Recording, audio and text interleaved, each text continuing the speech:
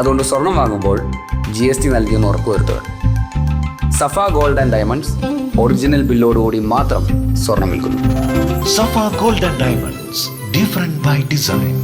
Vallappuzha higher secondary സ്കൂളിലെ ദേശീയ സംസ്ഥാന പ്രതിഭകൾക്ക് സ്വീകരണം നൽകി.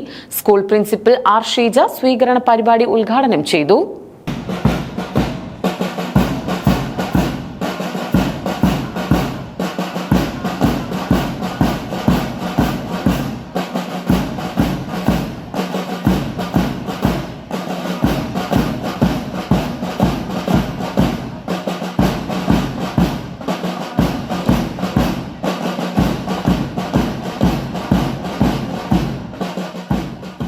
വല്ലപ്പുഴ ഹയർ സെക്കൻഡറി സ്കൂളിലെ ദേശീയ സംസ്ഥാന ജേതാക്കളായ വിദ്യാർത്ഥികൾക്ക് സ്കൂളിന്റെ നേതൃത്വത്തിൽ സ്വീകരണം നൽകി.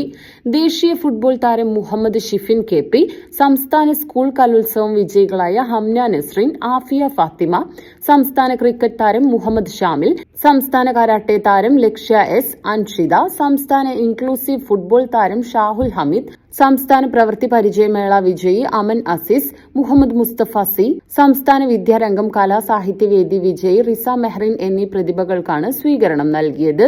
ടീം ബാൻഡ് മേളം, NCC, scout and guides, red cross എന്നിവയുടെ അകമ്പടിയോടെ സംഘടിപ്പിച്ച സ്വീകരണ പരിപാടി സ്കൂൾ പ്രിൻസിപ്പൽ ആർ ഷീജ ഉദ്ഘാടനം ചെയ്തു.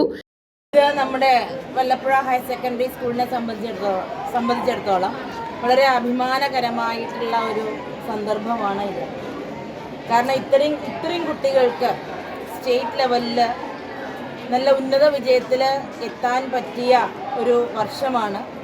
അത് വ്യത്യസ്ത മേഖലകളിലാണ് നമ്മുടെ ഈ മക്കൾ കഴിവ് തെളിയിച്ചിരിക്കുന്നത്.